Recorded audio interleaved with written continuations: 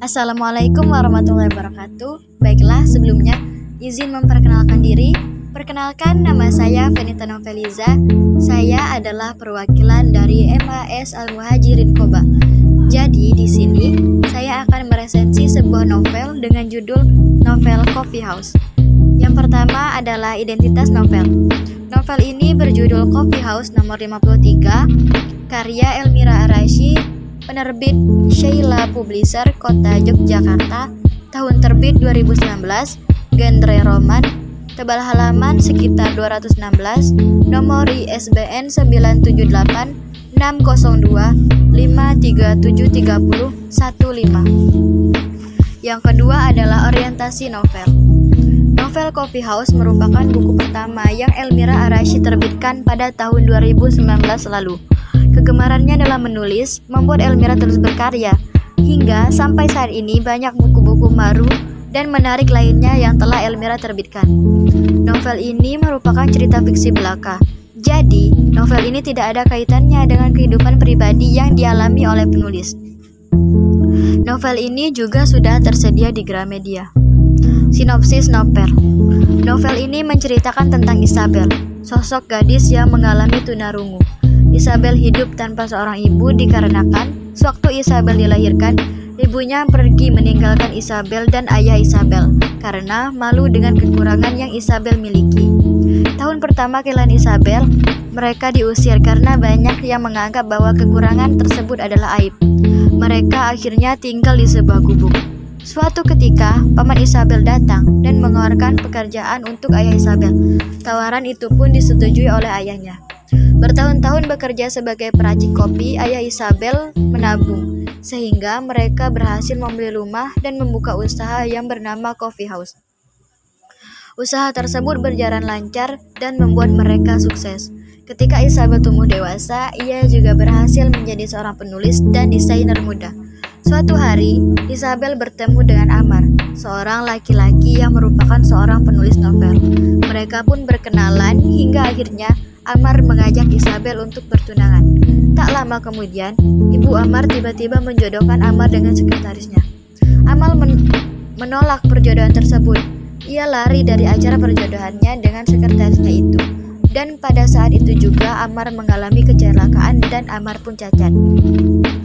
Isabel pun menikah dengan lelaki pilihan ayahnya yang bernama Ruben. Kisah percintaan Amar dan Isabel ternyata tak seindah novel yang ditulis oleh Amar. Analisis dari novel ini yaitu yang pertama, memiliki tema tentang persembahan untuk seorang ayah menggunakan sudut pandang orang pertama, karena penulis menggunakan kata aku untuk menggambarkan tokoh novel tersebut. Latar tempat yaitu ada coffee house, stasiun, butik Isabel, rumah, Paris, dan rumah Amar. Latar waktu di dalam novel ini yaitu adalah pagi, siang, sore, dan malam. Suasana yang terdapat di dalam novel ini adalah ada suasana haru, tegang, bahagia, serta emosi. Novel ini mengandung alur campuran, karena terkadang penulis menceritakan kisahnya dan terkadang juga penulis menceritakan masa lalunya. Watak tokoh, Isabel adalah orang yang tulus, penyabar, ramah, pintar, dan rendah hati. Ayah Isabel tidak pelit ilmu, tulus, penolong, sabar, dan pekerja keras. Amar orangnya keras kepala dan sedikit egois. Ruben pekerja keras, bertanggung jawab, dan rendah hati. Sony pantang menyerah dan pekerja keras. Ibu Amar sombong dan egois. Paman Amar memiliki sifat rendah hati.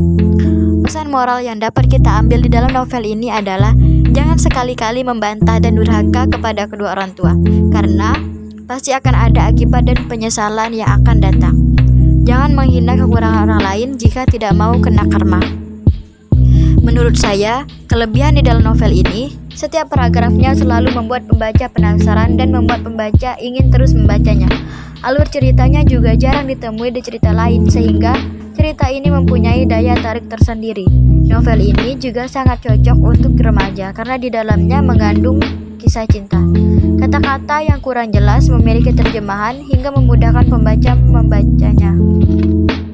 Menurut saya, kelebihan dalam novel ini, Setiap paragrafnya selalu membuat pembaca penasaran dan membuat pembaca ingin terus selalu membaca ceritanya. Alur ceritanya juga jarang ditemui di cerita lain, sehingga cerita ini mempunyai daya tarik tersendiri. Kata-kata yang kurang jelas memiliki terjemahan hingga memudahkan pembaca untuk memahami kata-kata tersebut. Novel ini sangat cocok untuk remaja karena di dalamnya mengandung kisah cinta. Kekurangan yang ada di dalam novel ini, menurut saya, banyak penulisan kata yang disambung ke barisan lain membuat sebagian orang sedikit terganggu dengan hal itu.